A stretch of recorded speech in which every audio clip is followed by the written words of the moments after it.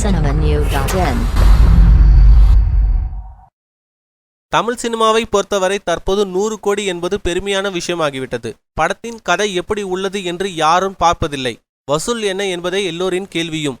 இதில் வசூல் மன்னராக இருப்பது ரஜினி, விஜய், அஜித், சூர்யா ஆகியோர்தான். இவர்களின் படம் எத்தனை நாளில் 100 கோடி கிளப்பில் இணைவது என்பதில் பெருமை அடங்கியுள்ளது. ஆனால் உண்மையாகவே பைரவா, சிங்கம் 3 எல்லாம் 100 கோடி வசூல் வரவே இல்லை. கண்டிப்பாக நஷ்ட ஈடு கொடுக்க வேண்டும்.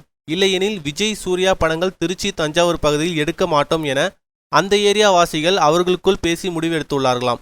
இதை குறித்து தானு கூறுகையில், இவர்கள் இப்படிதான் நீண்ட நாட்களாக சொல்லி வருகிறார்கள். லாபம் வரும் படத்துக்கு கூட வசூல் இல்லை என்று கூறி வருகிறார்கள் என தெரிவித்துள்ளார்.